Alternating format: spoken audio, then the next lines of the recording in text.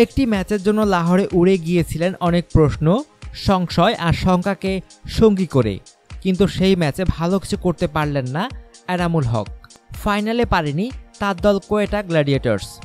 কোয়েটাকে 58 রানে হারিয়ে Pakistan super league PSL শিরোপা জিতেছে ড্যারেন সামির পেশোয়ার জালমি। কোয়েটার লক্ষ্য ছিল 149। 3 নম্বরে নেমে 9 বলে 3 রান করতে পেরেছেন এনামুল। উইকেটে তার স্বল্প উপস্থিতির সময়টুকু ছিল অস্বস্তিতে মোড়ানো, ছন্দই পাননি।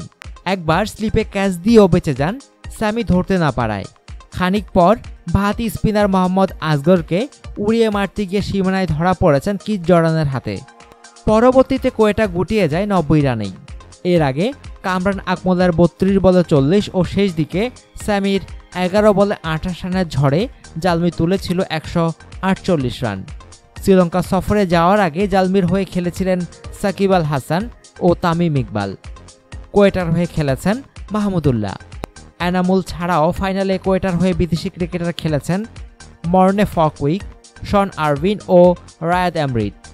পেশোয়ার জালমিতে অধিনায়ক স্যামি ছাড়াও খেলেছেন কিথ জর্ডান, ডেভিড মালান ও মার্লেন স্যামুয়েলস।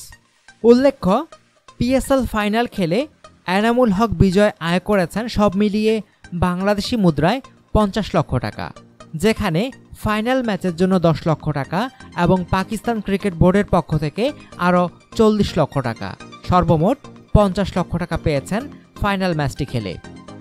অনুগ্রহপূর্বক সংবাদটি শেয়ার করুন এবং খেলাধুলার সর্বশেষ খবর জানতে স্পোর্টস লাইট সাবস্ক্রাইব করে রাখুন।